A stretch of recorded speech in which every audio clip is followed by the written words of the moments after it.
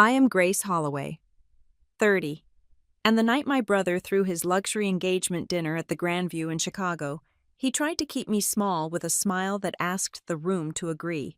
I walked in beside my mother in the only blazer that ever steadied me, and I heard the soft laughter about my thrift store bag long before the violin stopped.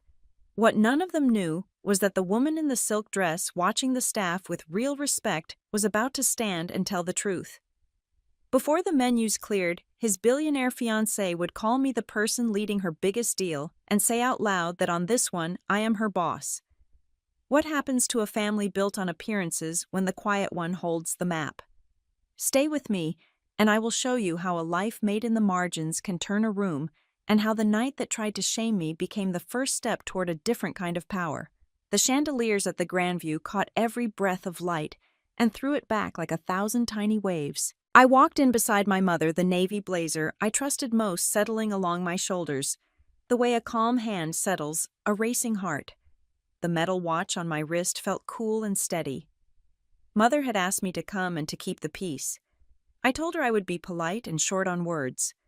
The room smelled like peonies and ambition. Waiters moved in quiet lines.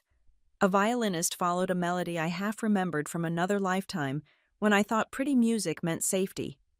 Across the ballroom, my brother Ethan held court.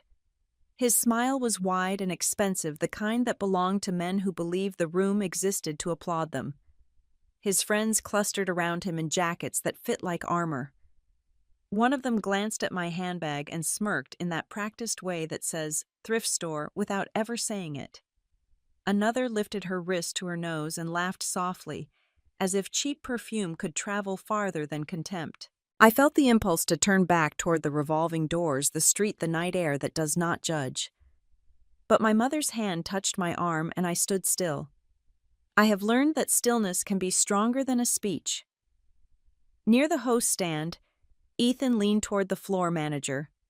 I could not hear his exact words over the glass and strings, but I knew the rhythm of him. Keep an eye on her. We cannot have her making us look small. I watched the manager nod the way people nod when money meets instructions. My chest lifted once, then settled. It is a quiet thing to recognize that a family name can be smaller than your own name spoken softly to yourself.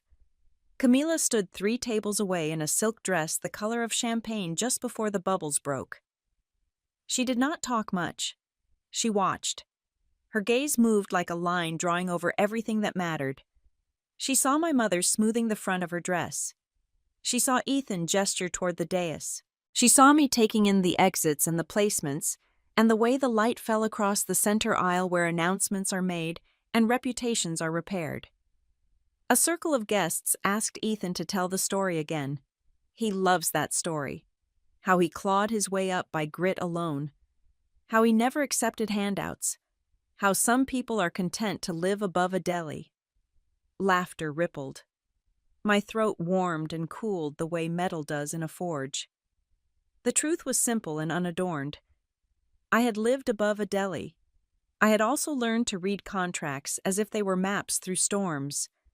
I took a step back to a quieter spot where a server was resetting flutes. The stemware rang softly as he placed each glass. I told myself to breathe the way my mentor taught me. In for the count that calms the mind. Out for the count that empties the noise. I watched Camila watch me. She dipped her head just slightly as if to say, "Hold your line." I did.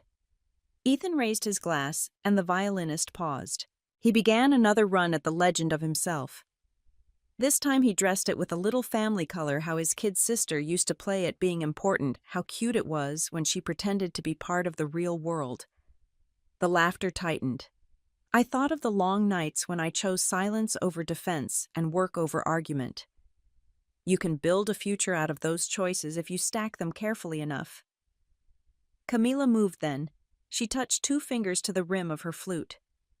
The light caught her ring and sent a white flick across the ceiling. The room quiets in the way rooms do when someone not used to asking for attention suddenly holds all of it. She thanked the guests. She spoke to the staff with warmth that read as muscle, not decoration. She said she wanted to recognize the person guiding the most important work she was doing this year. She looked at me. The path between us cleared, as if the carpet itself understood. I felt every gaze shift and land. Camilla kept her voice even and her posture easy. She told the room that I had been leading the acquisition that would define her next decade. She said I held proxy authority within the deal and that I was the quiet investor she trusted when the stakes rose. Then she added something that did not need embroidery. On this deal, Grace is my boss. Silence is not one thing. It is layers and temperatures. First there was the quick hush of surprise, then the slow silence of calculation as people rewrote their mental seating charts. A waiter stopped mid-stride. The violinist lowered his bow. My mother's shoulders dropped by a tiny degree as air returned to her. Ethan's smile held for a heartbeat longer than it should have, and in that extra beat you could hear it crack. I walked the center aisle at the pace of a metronome set to calm. I felt the floor under my heels. The seam of my blazer against my wrist. The weight of the watch I had bought for myself the first time a client told me my work had saved their quarter. I reached Camila, and she did not reach for a showy embrace. She nodded the way people nod when things have always been exactly this way, even if the room only discovered it tonight. I turned to the guests and offered a greeting. No speech, no defense. Only thank you for welcoming me. I told the staff they were running a beautiful service. I acknowledged the musicians. Small courtesies, way more than we remember. Then I looked at Ethan. He had nothing to set between us but a glass and a grin that no longer fit. For a breath, I thought of all the times I had practiced walking into rooms that did not want to know me. The trick is to carry a truth steadier than anyone else's opinion. I let my eyes rest on my brother for one measured moment. He blinked. The room waited for a joke that did not arrive. The violinist found the melody again. It sounded different now, like a song that had moved into a lower key. I took my place beside Camila, not behind her. Someone at the back started to clap and then stopped, unsure what this new order required. It did not matter. I was not here for applause. I felt the quiet settle into something workable. Work is where I am best. The night had turned. That was enough for one chapter of it. The elevator hummed us up, and the doors opened to a quiet spread of pale carpet and a view that held the lake like a sheet of silver. Camilla moved first with the same measured grace she had on the floor below. She thanked the attendant, asked that no more trays be sent up, and waved the rest of us toward a long table near the windows. The air up here was cooler. The noise of the party faded to a soft memory. Ethan wanted a seat at the head. He dragged a chair half an inch too far and made it a point. I set my notebook near the opposite end and stood behind it rather than sit. Nora came in with a tablet pressed to her chest and a stack of color-flagged folders. She looked at me, not at Ethan, which told me she had been paying attention downstairs. Camilla turned the television to a screen share, and the glass brightened with the gray of a waiting call. Dr. Hart appeared with the kind of tiredness that comes from thinking, not from parties. He did not waste time. He said our response window was narrowing and our opponents would use the weekend to paint us as reckless if we did not anchor the narrative. He asked for a single lead and a single message. Then he looked at me as if that answer had already been given. Nora stepped forward and summarized the pressure points. A letter had come in that morning and another would likely arrive by dawn. There were loose ends in the way the old technology claims were drafted. We had to freeze the bleeding and then guide the rest of the body back to safe ground. Her voice was calm, the way surgeons sound on shows where people live or die between commercial breaks. Ethan crossed his arms and said we should bring in his friend from a boutique shop he trusted. He said he knew people who could make the whole thing disappear. Camilla did not raise her voice. She opened a slim folder and placed it between us. She said that months ago she and I had signed a framework that gave me proxy authority during emergencies tied to this acquisition. She said that authority traveled with me into any room, even rooms with lake views and difficult brothers. She looked at Ethan long enough for the sentence to land. I spoke only when the space felt ready. I said I would take points for the next phase. I said we would work in short cycles, and nothing goes out without my review. I said personal opinions would not enter the chain, not mine, not Ethan's, not anyone's. I told Nora I needed a schedule that arced from now until first light, and then another cycle from first light to mid-morning. She was already building it before I finished the sentence. The call window chimed. Dr. Hart asked if we understood each other. I answered yes. He asked who had final say if fax shifted at 2 a.m. I answered I did, and that Camilla's office would be copied on anything material. He nodded once and signed off. His square went dark and the lake returned to the glass. Ethan tried again. He said this was all moving too fast. He said his reputation was tied to this family, and by extension to whatever Camilla was buying, and that gave him a voice. Camilla rested a hand against the back of a chair as if steadying a ship in a small swell. She reminded him of the promise he had made when he asked her to build a life with him. It included a simple condition: no public humiliation of her or her family, or those she designated as part of that circle. Consequences would follow if he chose performance over respect. Her tone stayed kind. The words did not need force. They had terms built in. I watched the change happen in him the way you watch a tide pull back. His jaw worked. His eyes stayed on the folder. He said he understood. He asked what I needed from him. I told him I needed him to keep the door shut on anyone not already in this room. I told him I needed quiet and space and zero commentary. He nodded. He sat. That was as much as he could give, and for tonight it would be enough. Nora handed me a list of names and a soft pencil. We trimmed it down together until only the essential remained. I asked for coffee that actually tasted like coffee and a screen we could write on. Camila ordered both and told the hotel to hold all calls. She told me one more thing in that steady voice she used when she was choosing outcomes. She said this was my floor now. We set the first calls for dawn. Legal first, then the technical review, then a controlled outreach to the partner most likely to panic if left to his own imagination. I took my watch off and placed it face up on the table. The second hand moved with a confidence I wanted to borrow. I leaned over the glass and traced the order of attack with the side of my hand. The rhythm of work settled around us, calm and precise. Ethan stood, thought better of it, and sat back down. He took out his phone and then set it face down. He said he would be in the other room if we needed anything that did not involve talking. Camila thanked him. He nodded at me without quite looking at me and walked into the small sitting area. The door clicked softly. I looked at the lake and felt the room align. It was my favorite feeling the moment when noise becomes plan. I told Nora to send the midnight email to the core list and to hold responses until sunrise. I told Camilla I would meet her in the lobby before the first call so we could walk in together. She said she would be there with black coffee and enough silence to make it count. I stacked my notes, slipped my watch back on, and let the quiet wrap around the edges of the table. The night above the ballroom had finally become usable. By the time the suite door settled into its frame, my mind had already stepped backward to the place where this road began. Riverton had a bus line that ran like a heartbeat through the cold months, and a deli that smelled like basil and steam. I rented the small apartment above it because I could, and because the landlord knew my name. The windows sweated in summer and rattled in winter.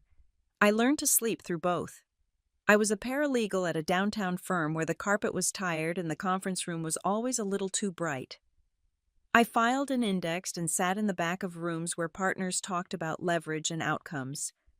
On my lunch breaks, I read briefs that were not assigned to me and traced the way an argument turns when someone adds one careful sentence. At night, I took the bus home, cooked noodles in a dented pot, and set my laptop on a folding table that wobbled, unless I tucked a napkin under one leg. One afternoon, my phone lit up with a post I did not ask to see. Ethan had uploaded a slice of his life polished to a gloss, and tucked inside it a line about people who pretend they are important while living above a sandwich shop. The comments were predictable. The heat rushed to my face and then away. I put the phone face down and opened a packet of practice problems I had printed the week before. I decided my answer would live on paper and in hours logged, not in replies. Admission emails do not make a noise anyone else can hear, but I heard the click my life made when one arrived. A program at Berkeley took a chance on a woman who did not look like much on paper, except for the way her recommendations bent toward her. I took a breath that had been waiting inside me since I was a child, and I wrote back yes. I rearranged shifts. I mapped out an ugly calendar and taped it to the wall. It was not pretty, but it was mine. When Hart and North reached out, it was through a professor who liked the way I outlined messy problems. I took the train to Chicago with a secondhand suitcase and found the corporate apartment clean and quiet. The kitchen had more drawers than I had utensils. I slept better than I had in years. On my first day, Nora shook my hand and told me to bring her questions before noon because that was when her patience was at its best. She smiled in a way that said she was joking and also not joking. I started with small assignments. I built summaries that fit on a single page and killed adjectives that did not earn their place. I listened in rooms where no one bothered to introduce the assistant in the corner, and I noticed which people stayed late to reconcile numbers instead of theories. I wrote memos that made partners stop tapping their pens. I kept my head down and let the work learn my name. The invitation to a pitch night came with a note to take good notes and keep them short. It was in a warehouse space in the West Loop, with concrete floors and lights that made everyone look a little more intent. Founders strung lines across slides about growth and advantage. One company built tools that used language to teach itself what to do. The bankers nodded. The lawyers flagged caution points like traffic cones. I sat and listened and felt the back of my neck hum. When the Q&A ran out of air, I found myself standing in a small ring of people who were all taller than I am. I did not raise my voice. I said the timing in their structure fought the reality of approval cycles and that the ownership trail on the core technology wandered in a way that would give any adult a headache. I said there was a way to take only the parts that would not drag us into a swamp and leave the rest to be settled peacefully. I kept it simple. People looked at one another like I had said something impolite but useful. Later I felt someone on my shoulder. Camilla had a way of arriving without fanfare. She asked me what I would do if the deal was mine to design. I told her I would carve the risk away from the part that could actually carry weight. I told her I would align promises to milestones that could be measured by someone who did not care who won the last argument. I told her I would build the first phase to finish clean, even if the second phase had to take the long way home.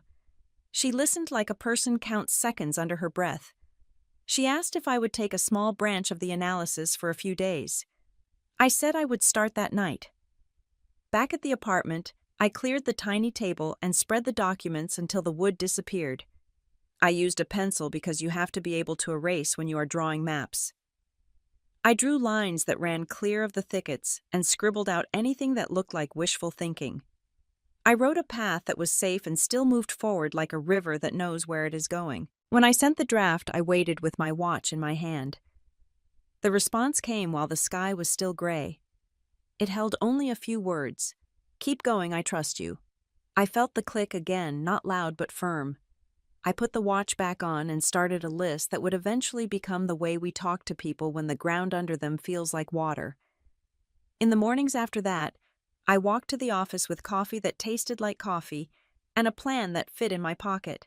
I kept my voice low and my sentences shorter than my breath. I learned which doors to knock on and which to open. Somewhere along the way, my name moved higher on the email lines. The work had chosen me back, and that felt like the only kind of wealth that lasts. When the elevator took me down to the lobby at Grandview, and the lake flashed silver again, the memory folded itself away neatly. Dawn was near, and there was a floor to claim. Hart and North woke up early. The project room was all glass and whiteboards, and the smell of dry erase markers that never quite leaves your hands. Nora stood by the wall-sized calendar with a fresh set of pens. She gave me a tilt of the head that meant go. I set my coffee down and laid out the map as clean as I could make it. The target company carried a bruise at the center of its story. Two founders had split badly, and the paperwork around the core technology looked as if it had been written by people who no longer spoke. On top of that, the compliance clock had moved while they were fighting, and the old approach asked for permissions that would not arrive in time. We were dragging yesterday into tomorrow and calling it a plan. That had to end. I drew a box around the disputed pieces. We take this part off the truck so the rest of the cargo can keep moving. We park it in a place where lawyers can argue without blocking the road. We buy what is clean, and we leave what is muddy for a separate lane. Faces around the table eased as if they could finally see the road beneath the fog. Gerald Hawthorne joined by video. His tie was loose in a way that said he had already been through 3 calls before ours. He listened without interrupting while I walked him through the spine of the restructure. The obligations would line up with checkpoints we could verify. No wishful dates. No promises pinned to rumors. If a step was done, the next step would open. If a step was not done, everything paused without breaking the whole. To balance the give and take, I added a simple mechanism that would reward delivery rather than declarations.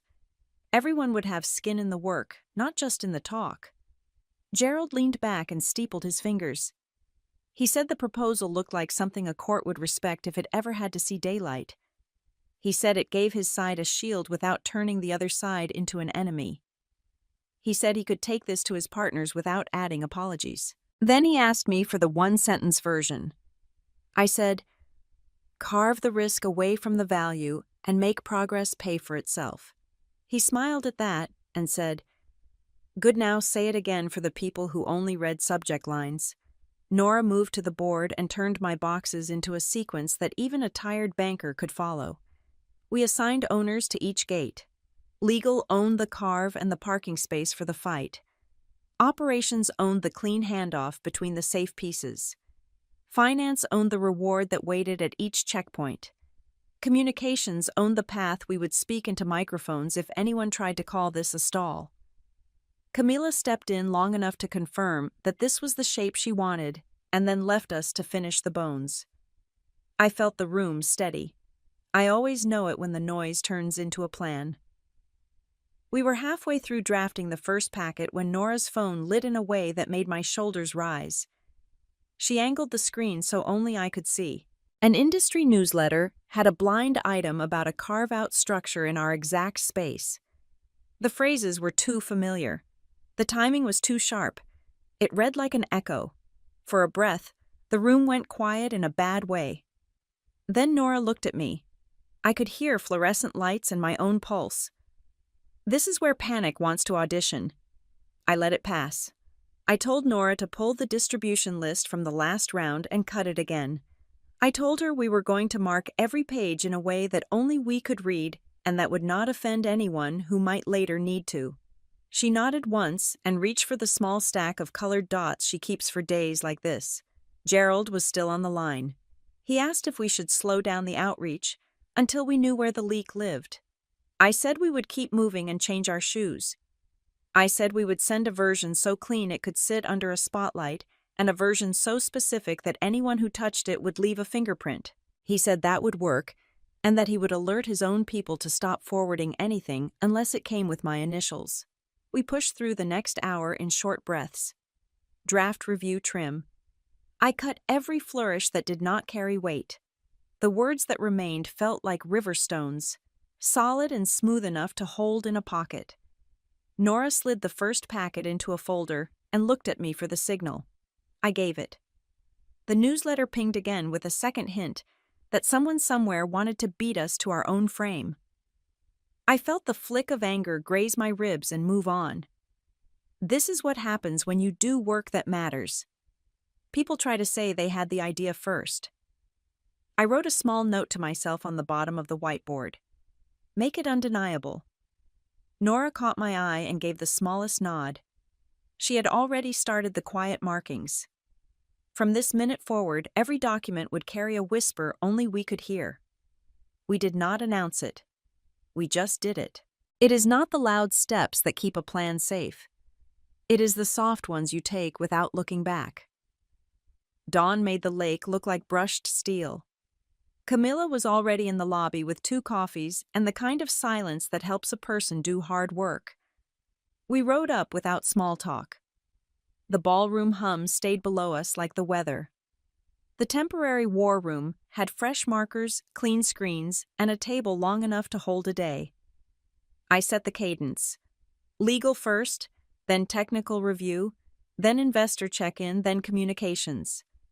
Nora read back the schedule, and I could hear calm in the way she hit each hour. Alicia from Media Law, joined by video with a stack of language that would stand up if someone tried to twist it. She had a draft request addressed to counsel for Ethan's social posts and the echo posts that followed. The instructions were clear. Send and hold. We were not here to punish. We were here to clear the air around the work and leave enforcement for later. Camilla sat in for the opening minutes and then stepped out. She said she would return for the pieces that touched ownership and reputation. The door closed with a sound that meant the floor was mine. I kept my sentences short and handed the mic to people only when the handoff helped. Legal walked through the carve we wanted and the language that would keep the fight off the main road. Tech confirmed what could be boxed and what could not. I wrote down one-sentence truths and made everyone agree with them. No one argued. That is the gift of a clock you can see. The investor call came on quiet and wary. I opened with the map, not the storm. We were not pausing. We were sequencing. We were not hiding.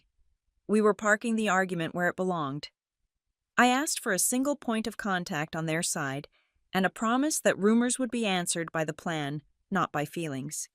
Gerald gave me that and added that he would sign his initials to any note that needed weight. It was exactly the kind of adult answer a room like this needs. We sent the first packet to a list that had been cut until it felt almost bare. Each file carried the soft markers Nora had already begun to plant. Nothing obvious, just a whisper in spacing and a handful of choices that would tell us which copy had walked out, if any did. I watched the send bar move and told my stomach to behave. You cannot hold a day steady if you let every email feel like a cliff. The morning kept its shape until just after the second coffee went cold. Nora's tablet flashed and she lifted her eyes to me before she looked down. The industry newsletter had a new entry with a paragraph that read like it had been lifted straight off our bones. Not the words, but the rhythm. In the image at the top there was a slide corner peeking in just a sliver. Most people would have missed it. Nora did not. She zoomed. I leaned in. The line breaks carried the same quiet marks we had set an hour earlier. A room can go loud without anyone speaking. I felt it happen. I asked Nora for the distribution grid and the access log from the last cycle. We had assigned a unique set of whispers to each recipient. Only one copy carried that particular arrangement of spacing and punctuation. It belonged to Dylan Ward. I did not say his name out loud. I asked Nora to confirm the time his copy was opened and whether the device matched his usual pattern. She showed me a time that sat between 2 calendar blocks, a sliver of quiet, when people make mistakes. She showed me the location tag that did not belong to our floor. It belonged to the lobby cafe. Alicia wanted to escalate.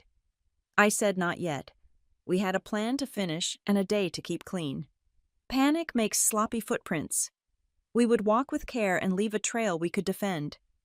I told Nora to restrict the next wave to half the size and to send only summaries without any skin left to fingerprint. I told the tech lead to prepare a version that would be safe even if it fell off a truck. Gerald called back without a calendar invite. He had seen the same newsletter and he wanted to know if we were on fire. I told him we were dampening embers and that the main road was clear.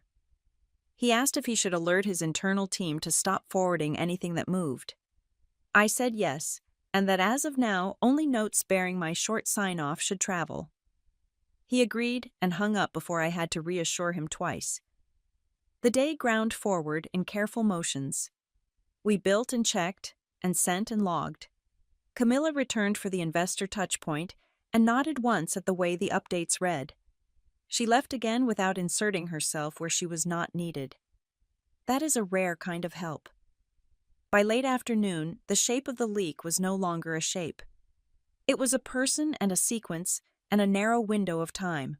I asked Nora to book a small room for morning and to make sure someone from Human Resources sat in the second chair. I told her I wanted it quiet and documented. She wrote down the request without lifting her head. The sun slid along the lake and turned the glass the color of old coins. We closed the files for the day and stacked the pens. I pressed my palm against the whiteboard where I had written, "Make it undeniable," and felt the smooth cool of it anchor me. Tomorrow would ask for a different kind of courage. Morning found me in the small conference room that never tries to impress anyone. Frosted glass, a narrow table, 2 chairs on one side and 2 on the other.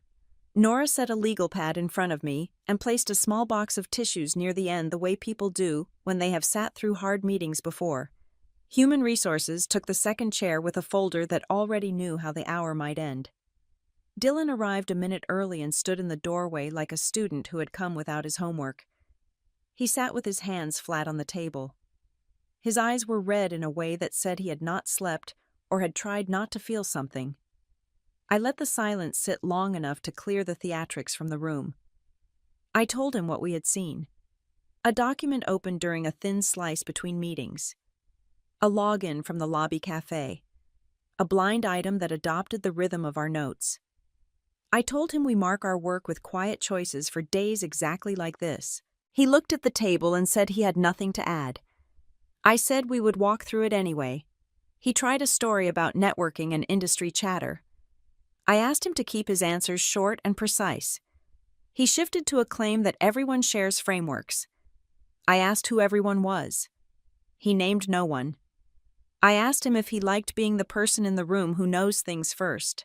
He said that is how you get noticed. I asked him if he feared what happens when the room finally looks past you. He did not answer. The muscles in his jaw did. I did not raise my voice. I told him the mark on the slide in that newsletter belonged only to his copy. I told him I believed he wanted to be seen and that he thought a whisper would make someone somewhere invite him to a bigger chair. He said someone had mentioned an opening across town. He said it was only a conversation. He said it felt good to be told he had potential. I let him say it all until the air grew still again. Nora spoke then. She said the firm values potential and protects it by teaching people to carry secrets with care. She said this was not a training miss. It was a choice. HR slid the folder forward. The language was careful and spare. We were ending his time with us. We needed a written commitment that he would not use or share internal work. We needed a written plan for how he would help repair any damage in the window he had created. We offered a path for references that reflected only the work that predated this week. Nothing more. Dylan stared at the page. He asked if this would follow him everywhere. I told him consequences are not shadows you can outrun. They are doors you have to open and step through. I told him how he steps through this one and will write the first line of his next chapter. He nodded without looking up. His signature shook and then steadied. HR countersigned and closed the folder. Nora thanked him for the work he did before this mistake and said she meant it. He left with the small cardboard box everyone leaves with when they learn a hard lesson. When the door clicked shut, I let the breath leave my body like a slow tide. Nora set a mug near my hand and leaned against the wall. We did not need to say much. We both had files to move and a day to protect. I went back to the project room and looked at the map. The opponent had tasted a sliver of our cadence and would be hungry for the rest. I made a clean decoy that did no harm if it slipped. It looked like a plan, but it was only a sketch. It sent a glow toward a corridor we had no intention of walking. It was close enough to plausible to trap a careless follower and far enough from our spine to keep the real road quiet. Nora packaged the decoy with the right tone and placed it where a curious eye might lift it. We pressed send to a harmless corner with enough visibility to tempt the same hands as yesterday. Then we turned back to the real work and cut the distribution again to only the names that had never wavered. Midday brought the result we had designed for. The newsletter posted a fresh morsel that mirrored our decoy. The language bent in the exact way we had shaped it to bend. That told me the same path had been used, the same hungry source now chewing on air. I felt the knot in my chest loosen in one turn. I called legal into the larger room and asked them to reopen the quiet channel with the other side. We had a small window while the decoy soaked up attention. We could use it to place the carve and the timeline without a chorus chewing our ankles. Gerald joined with a voice that sounded like someone who had found a lit hallway after hours in the dark. He said this was the moment to move past posturing. He was right. We drafted the note that would reset the conversation. We kept it short and level. Here's the part we can buy clean. Here is the lane where your dispute can sit without blocking the road. Here is how we will all know when the next gate opens. We added a gentle line that honored the work on both sides and refused to feed any rumor that wanted a fight. Camilla stepped in as we hit send. She read the note and set her hand on the back of my chair for a second. Then she went back to her own calls, letting the current carry us forward without adding waves.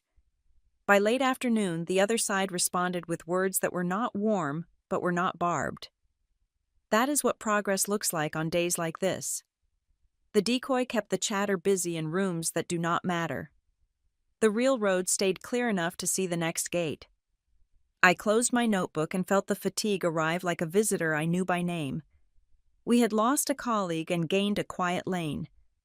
Both were true at once. I told Nora to freeze the decoy at its current brightness and to prepare the next clean packet for morning. She said she already had. The day folded in on itself without drama. Outside the windows, the city lit its first lamps. Inside the room, we left the board clean. Riverton always smells like cut grass and old wood when it is going to rain. I drove the familiar streets with the windows cracked just enough to let in the air I grew up breathing. My parents live in a house that still holds the dents of our childhood summers. The porch rail wobbles in the same place. The doorbell sticks if you press it too hard. I knock softly and let myself in the way they have always asked me to. Voices came from the dining room. My mother sounded unsure in that careful way she uses when she wants to be polite while she stalls. My father was doing the thing he does when he is trying to agree with everyone at once. I stepped around the corner and saw Ethan at the table with a folder spread like a fan. There were tabs and colored flags, and a notary pamphlet tucked under a legal pad. A financial planner I did not know sat straight-backed with a polite smile that did not reach his eyes. I said hello and took a chair near my mother. The planner started a practiced explanation about simplifying and consolidating. He talked about efficiency and convenience. He used the word streamline as if it could make human life tidy. He said adding Ethan as a joint owner would make everything easier. He said appointing Ethan to act for them would save everyone trouble. I watched my parents' faces. My mother smoothed an invisible wrinkle on the tablecloth. My father nodded at the rhythm rather than the meaning. I asked for water and stood so I could catch my mother's eye in the kitchen. She followed me, and we stood between the sink and the window where the feeder hangs. I asked her if she felt rushed. She said it all sounded fast. I asked if she had chosen the planner. She said Ethan knew him from the club. I asked if she wanted her own lawyer to look everything over. She said she did not want to make a fuss. I told her being careful is not a fuss. Back in the dining room, I thanked the planner for his time and said my parents needed a pause. He glanced at Ethan and waited for him to lead. Ethan said we were just making life easier. He said paperwork is not a battlefield. He said I was being dramatic. I kept my voice even. I said no one should sign anything today. I said Mom and Dad deserve an hour with an attorney who works only for them. I said I had already called a local elder law office and asked for a consultation that afternoon. The planner collected his tabs and left with the look of a man who knew a commission had walked out the door. Ethan stayed and the air tightened. He said I was trying to control everything because I could not stand to see him in charge. He said I was bringing work into a living room. He said families should trust each other. I looked at the photo wall and the way our faces grew up in frames. I told him families should protect each other. I told him this house is not a place to test power. I told him any change to our parents' lives should be made with understanding and consent, and confirmed by someone who owes no loyalty to anyone but them. At the law office, the waiting room had sturdy chairs and magazines no one reads. The attorney who met us looked like she had spent a career listening to people before they knew what they needed to say. She spoke to my parents without rushing. She explained what joint accounts can do and what they can undo. She explained how powers to act can help and how they can be abused. She explained that capacity and choice are not the same thing as pressure. She asked them to tell her what they wanted tomorrow and next year and when things get hard. My mother said she wanted to keep making her own decisions as long as she can. My father said he did not like surprises. The attorney nodded and said the right plan starts from those two truths. She offered to prepare a short letter stating that my parents had received independent advice and that any changes should wait until they had time to think and return alone if they wished.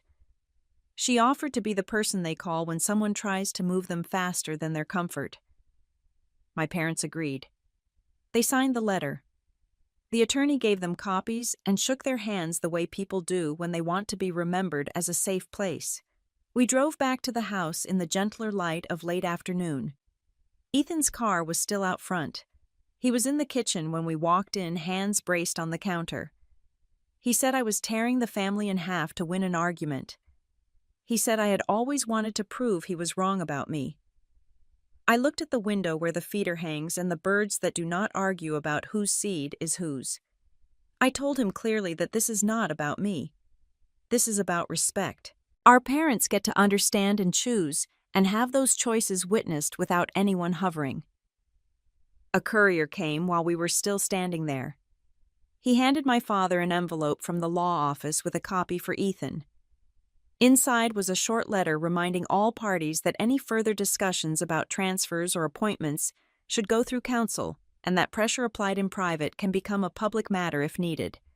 Ethan read it, and the color left his face in the way it does when a person realizes the room is not on his side. My mother set out cups and poured tea with hands that had stopped shaking. My father folded the letter once and placed it in the drawer with the checkbook. Ethan stared at the counter as if it might offer a better story. He said he was only trying to help. My mother said help never hurries the person it loves. The house grew quiet, and not in the fragile way, in a good way. I walked out to the porch for air and the smell of rain. The porch rail still wobbled. I let it. Some things you do not fix, you just stop leaning on them. Inside the house I could hear low voices and the clink of cups. A line had been drawn, and the floor on our side felt steady. Oakcrest sat back from the road behind oaks that had watched too many seasons to be impressed by anyone's last name. I walked across the slate path beside Camila. The club manager waited near the reception desk with a folder pressed flat against his chest. He had the look of a man who knows manners cannot soften a rule. He led us to a small office that overlooked a green clipped so neat it almost looked painted. Ethan was already inside with a face arranged into charm. The manager thanked him for coming. He said the disciplinary committee had met. He said the code of conduct was clear about public behavior that harms the dignity of family and community. He said their decision included a suspension of privileges and a formal note in the member record. He kept his voice even like a referee announcing a score no one could argue. Ethan started a speech about misunderstanding and online noise. He said he was trying to protect his circle. The manager folded his hands and said the club protects the circle by protecting its standards. He pointed to the folder. Inside were printouts of posts and the dates and the places where they were shared. He said the response from the membership had been swift and not in Ethan's favor. He said the board expected correction. Camilla did not rescue him. She set her leather portfolio on the table and slid out a single page. She reminded Ethan of the agreement they had signed when they chose each other. She said the morality condition was simple. No public humiliation of her or her family or anyone she named as part of that circle. She said actions triggered outcomes. There was no heat in her tone, only terms. I called Alicia from Media Law and stepped into the hallway with my phone. She had already moved from request to enforcement. She said we would send formal notices for the original posts and the Echo accounts. She said the expectation was removal, a clear apology, and verified participation in community service selected by a neutral coordinator. She said we would leave room for correction without inviting a fight. I told her that was the exact line we needed. Back in the office, the manager outlined the club's steps. Ethan would lose hosting rights for a season. Any events he attended would require prior approval. A note would be shared discreetly with committee chairs. He added that the club sometimes offers a path to repair through service. It was not an order, and it was a door. The news moved through Ethan's circle even before we left the building. You can feel it when a story leaves a room and starts walking. In the lounge, a pair of men looked down at their phones, then away from Ethan. A woman who used to greet him with both hands lifted her glass without a smile and broke eye contact. It was not cruelty. It was a quiet boundary closing. We drove back to the city with the radio off. Camila stared at the road, and I watched the skyline pull us home. In my office, Alicia's message waited with language clean enough to stand in a courtroom and calm enough to sound like a lighthouse. I signed and sent. Then I called the volunteer coordinator we trusted and told her to expect a file for a man who needed to touch humility with both hands. Ethan came to my building at dusk with no entourage and no jacket. He looked smaller without the armor of his clubhouse. He said he had taken the posts down. He said he would film the apology tonight. He asked what words would matter. I told him the ones that owned what he had done without staging sympathy for himself. I told him to speak to the people he had taught to laugh along.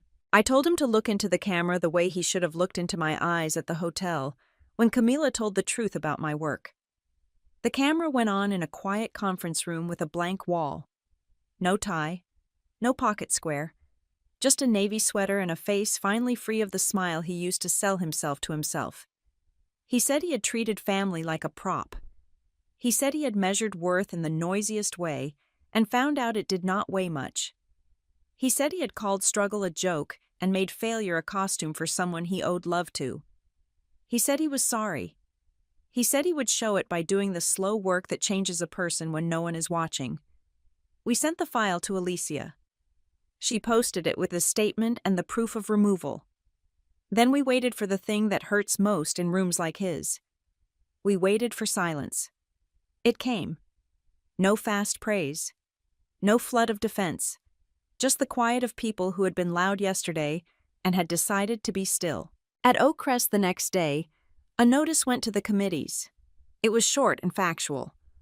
A member had accepted discipline for conduct that did not meet standards. Repair was underway. In our office, the volunteer coordinator confirmed a schedule at a community kitchen and a workforce center.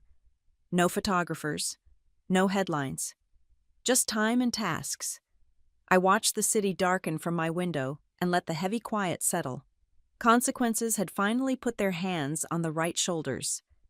The work in front of me was still the work, and the road ahead was clear enough for the next step. The Sterling Family Foundation sat in a limestone building that tried to look modest and mostly succeeded. The boardroom held a long table, a bowl of pears no one ate, and a wall of glass that let the morning in without asking permission. Eleanor Sterling took the center seat with the posture of a woman who had been handing out money longer than most of us had been alive. Camila sat 2 chairs down and placed a slim folder in front of her, as if to remind herself to stay inside the lines. Eleanor opened the meeting with a calm cadence. She said the agenda included consideration of an interim strategy role. She said concerns had been raised about conflict of interest. She said the mission of the foundation mattered more than any single person and that the conversation would honor that. Then she looked at me and said the floor was mine. I stood with my usual navy blazer and the only watch I trust. I kept my sentences clean. I said the program I wanted to pilot was called Hidden Potential. It would find and fund people who are usually called background before anyone learns their names. It would focus on talent that has been misread because circumstances are loud. The design was simple on purpose. Open applications, blind first pass, weighted scoring that favored grit, and a plan that can survive the first punch. Mentorship matched to need, not to prestige. Small grants that move a life from maybe to yes. A director with silver hair and exact questions asked how the program would stay free of favoritism with me in the building. I said guardrails first, not last. I said I would recuse from anything that even smelled like my current employer or my family. I said the selection panel would be built from people with no ties to me and that their names would be public. I said quarterly reports would go to the board and to an outside reviewer who does not care about anyone's cocktail party. I said no vendor with my fingerprints would be invited to bid. Another director asked about the press and praise. She said the foundation had been burned by stories that wanted a hero more than the work. I said we would not chase headlines. I said we would show outcomes with receipts and let other people decide whether they wanted a story. I said the best narrative is a person paying rent on time, a class that fills a pilot that becomes a job. She smiled with half her mouth, which in rooms like this means you have cleared a small fence. Camila spoke next, and her voice carried a kind of softness that makes steel sound less like steel. She said she supported the outline and that she would hold me to the highest standard in the room. She said she would not cast a vote and would step out if the board preferred. She added that any whiff of favoritism would damage the very people we want to lift. It was not a warning. It was a promise. Eleanor turned to the finance chair, who asked how we would measure success without turning people into metrics. I said we would watch for forward motion that lasts. Enrollment kept. Licenses earned. Income that stops sliding backward. Mentors who stay past the first meeting. I said we would also track what does not work and publish that so the next group does not repeat our mistakes. Silence followed, the good kind where people write down what you said so they can test it later. A younger director worried about my time. She asked whether the deal work I do with Hart and North would pull me away. I said the hours for the pilot were carved and posted. I said a firewall already existed between the foundation and my other job, and that my team knew to keep the lines bright. I said if the lines blur, I would be the first person to step back. She nodded like a teacher who has decided to let you take the harder test. Eleanor asked one more question, and it was the one that matters most. She asked why I wanted to do this here instead of somewhere else. I said because this city taught me how to stand in a storm, and I want the roof I built to cover the street that raised me. I said because I know what it feels like to be called small by someone who cannot measure. I said because power is better used as a bridge than a mirror. Camila folded her hands and looked at Eleanor. The chair considered the room the way a conductor listens for readiness. She asked if there were any other questions. None came. She asked if a member would move to consider an interim appointment subject to the guardrails we had outlined, with a review at the end of a trial period and a report to the community. A motion rose, a second followed, and the vote came like the sound of leaves when wind decided to be seen. Hands lifted. Not all of them. Enough. Eleanor announced the result without ceremony. She said the board approved an interim strategy role and that the work would tell the rest of the story. She thanked me and reminded everyone that the mission is the only star worth following. Camila exhaled a breath I had not noticed she was holding and kept her eyes on the folder as if it were a compass. After the meeting, I stepped onto the narrow balcony that overlooks a courtyard of brick and stubborn ivy. The air smelled like rain that could not make up its mind. I rested my hands on the cool rail and watched a delivery truck inch down the alley. The city kept moving in its slow, strong way. From here the hard part begins, I told myself without sound. Saying yes is the easy thing. Keeping it honest is the work. City Hall keeps its floors polished enough to make a person stand taller. The mayor's office called me in with a note that sounded like an invitation and a test. She spoke plainly about an open seat on the Economic Development Council. She wanted a voice that had built something without a safety net and could read a spreadsheet without falling in love with it. I said I would serve if the lines were bright. I said my work at Hart and North would stay on its side of the fence, and my foundation hours would be posted where anyone could see them. She nodded and said, "Welcome," then asked for one promise that I would argue for the people who do not get invited into rooms like this. I told her that was already the plan. On my walk back, the phone buzzed with a message from a magazine that prefers stories with bones. They wanted a deep profile. Alicia met me at the foundation, and we took the small conference room with the good light. She set her notes where I could see them, and reminded me to talk about systems, not villains, to describe guardrails, not gossip, to keep the focus on solutions and how we measure without turning people into trophies. I wrote down 3 words on a yellow sheet: process, access, outcomes. She smiled and said, "Keep it that simple." The afternoon brought the first 2 applicants I had asked to see in person. Mason Tran arrived first with the smell of a kitchen line clinging to his sleeves and a worn backpack that rattled softly when he set it down.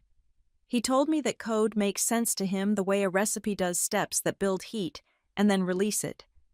He showed me a small demo on an old laptop that had been loved hard. The idea was clever and the execution was rough, which is my favorite combination. I asked him to talk about the problem more than the product. He said his sister cannot get into classes that move at her pace, and his app could make the slow parts faster and the fast parts safe. I matched him with a mentor from our network who knows the difference between elegant and useful and likes to teach. I gave Mason a calendar with short check-ins and passes to a shared workspace where the coffee is strong and the printers work. I told him the foundation would cover a small list of costs if he met the first milestones. He nodded like a man who has learned to say thank you with his whole posture. Next came Tara Mackenzie, with a tote full of lesson plans and a smile that wavered at the edges. She has a daughter in elementary school and a gift for explaining things to adults who have been told they are bad at learning. She wants to build a tutoring service in the evenings for people who work all day and carry shame about reading. I asked what stops her most. She said time and childcare and fear that no one will come. I paired her with a retired principal who has a map for the first months of any program and a heart for second chances.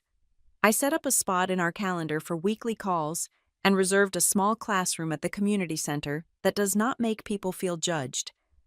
We arranged modest support for childcare through a partner nonprofit. I told her this is a slow build, and the first measurement is that the same faces return the next week. Both of them asked shyly if their stories would be on our website. I said not yet, not until they are ready and only if they want it. We do not turn people into content. We build rooms where they can do the work without an audience. The reporter came with a soft voice and a pen that did not scratch.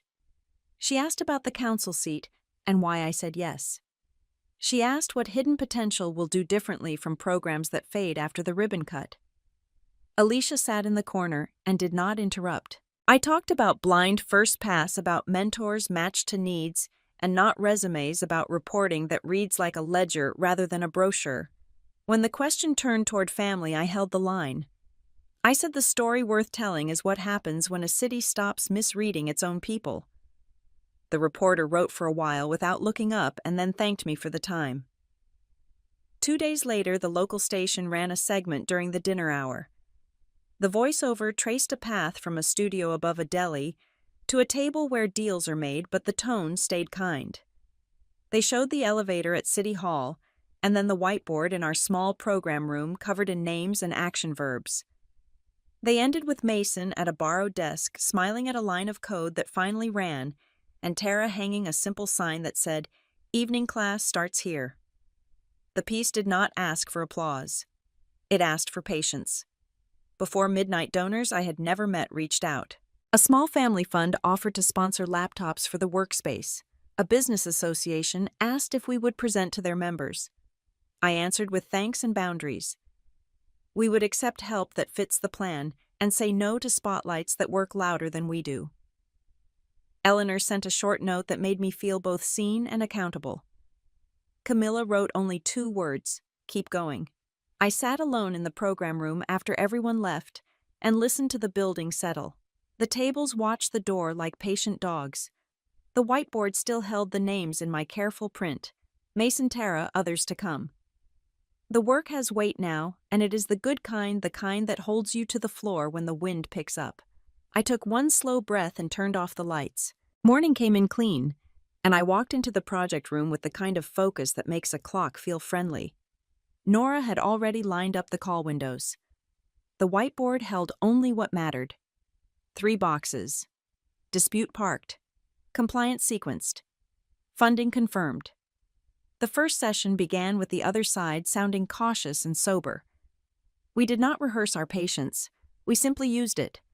Legal read the carve in language that would hold its shape if anyone tried to bend it. Operations set out the path that moved clean assets first and left the hot ones cooling in a safe place.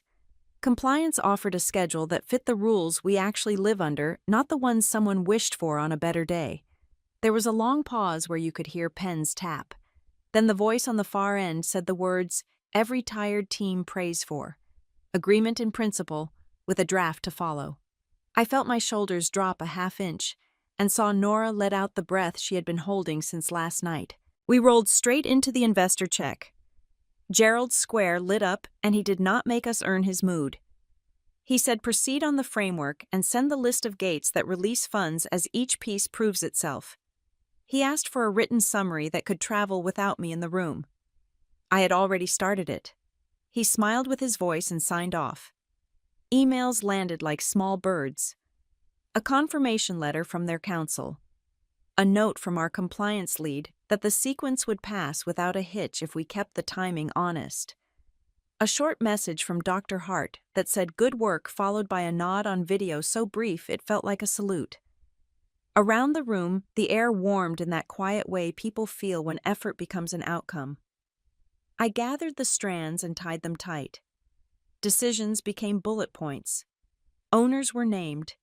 Delivery dates turned from ideas into rows on a tracker. I sent the package to the operations team with a line that said, "The spine is set. Keep the ribs steady." Nora checked my list and tapped 2 spots that needed clearer verbs. We fixed them and hit send. While the good news moved through our side like a small current, my phone lit with a familiar name and a link that smelled like trouble. Ethan had posted a stray comment under a photo he should have scrolled past. It was not brutal, but it carried the old sneer shaped into a joke at someone else's expense. 3 people screenshotted it before he thought to delete it. I felt a sigh rise and then I put it down. The agreement he signed with Camila had teeth built for exactly this. Alicia called before I could dial her. She said the trigger clause had fired, and the philanthropic pledge tied to breaches had moved into action. Accounting confirmed the transfer into our program account earmarked for scholarship and workspace support. I sat very still for a beat. Money that arrives as a lesson is still money that can do good if you aim it carefully. I walked to Camilla's office and told her it had happened. She closed her eyes, opened them and said thank you to the universe that prefers clear signals. She sent Ethan a note through counsel not as a partner in a private fight, but as a professional honoring a contract. It said the transfer was complete, and the repair work he had begun would continue on schedule. Back in the project room, we finished the last round of handoffs. Legal drafted the joint statement that did not brag. It explained nothing more than the market needed and repeated the phrase in progress in a way that could not be twisted. Ops mapped the first 2 gates with names and times. Communications sent an internal memo that explained what staff could say without wandering into weeds. The floor felt level again. In the late afternoon, I stood by the window with a paper cup and watched a gull fight the wind and then ride it. My phone buzzed with a number I knew too well. Ethan did not open with defense. He said he understood the trigger and that he accepted it. He said he wanted to sign up for a regular service slot without being asked. He said he needed work that would put his hands in a place where his head could not talk him into old habits. I told him I would meet him after the week closed and that we could plan something steady. He said thank you in a voice that did not try to sell anything. By evening, the confirmation letter arrived on firm letterhead. Dr. Hart passed my desk and gave a single nod that felt like a door unlocking. Nora laughed once without sound and rolled her shoulders back into their natural line. The good news spread in threads. A quiet cheer on our internal chat. A thumbs up from a partner who does not spend praise cheaply. Camilla sent a 1-sentence message that I saved, because there are some sentences you keep. I shut the board down and left only 3 words on the corner. Hold the line. On my way out, I glanced at the newsfeed. There was a small note in a trade newsletter that a junior consultant unrelated to our firm would be taking time away from client work after policy violations. It did not say Dylan's name, but anyone paying attention could read the outline. Consequences have a way of finding their level. The day closed without noise. The plan was locked. The work moved to steady hands. I picked up my watch from the table and felt the room exhale. The audit team arrived without fuss and left the same way. Their report said our controls were sound, our records matched our promises, and our spending followed the path we had drawn. At the board table, Eleanor read the summary, looked around at people who have seen fads come and go, and said the trial had done what trials should. The vote to extend my role passed with practical hands. Camilla met my eyes, and I felt the floor settle. We held the community event in the foundation hall that still smells faintly of fresh paint and coffee. Staff strung simple lights along the windows and set out rows of folding chairs that wobble less than they look. Families came in work boots and Sunday shoes. Mentors stood along the back wall with clipboards that were mostly comfortable. I wore the navy blazer and the old metal watch, not for luck but for memory. Mason stood next to a screen that belonged in a fancier room and did not seem to mind. He walked through his stable prototype with a quiet pride that let the code speak first.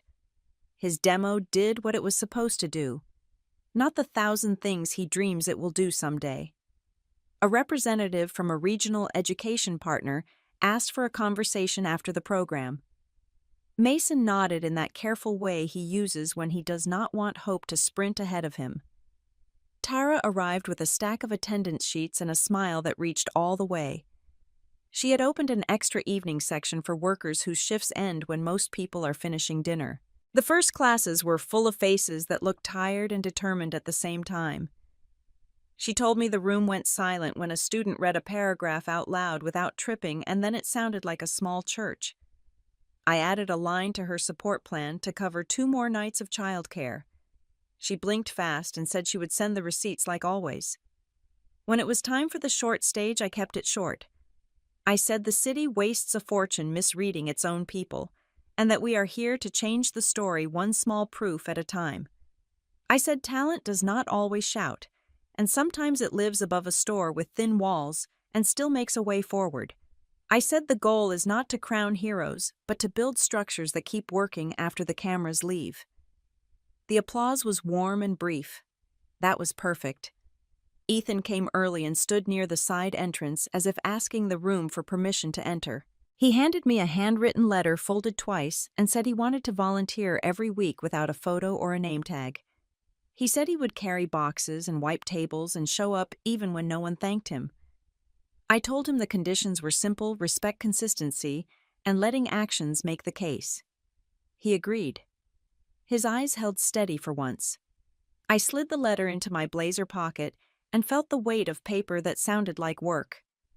My mother reached for my hand near the hallway with the bulletin board where children's drawings share space with job postings. She squeezed once the way she used to when I was small and braver than I knew. Camilla stepped close enough for only me to hear and said she had been right to trust me. I nodded. There was nothing to add. After the program ended, we stacked chairs and wrapped cords. Mason sent me a message that the partner wanted a second meeting. Tara confirmed her new section had a waiting list before the sign went up. The operations team filed the last receipts and locked the petty cash box that lives on a lower shelf where no one thinks to look. The building exhaled. I walked out onto the steps and watched Chicago lift its lights one window at a time. The river moved like a secret that had decided to be kind. I called home and asked my parents to mark their calendars for the opening of the Hidden Potential Lab, the small space we are building for borrowed laptops and big first drafts. My father said he would wear his good jacket. My mother said she would bring cookies that never last long. I stood for a while and let the night lay itself over the city I once thought would never know my name. Revenge had been a hot coal in my palm once. I understand now that the sweetest kind is not burning anyone. It is refusing to set yourself on fire to warm a room that never learned to love you and choosing instead to stand steady in what you build while the world learns its lessons. If this story found a place in you, stay with me here. There are more doors to open and more voices to lift. Come back for the next journey as people who were overlooked learn to speak in full measure and claim what might finally belong to them.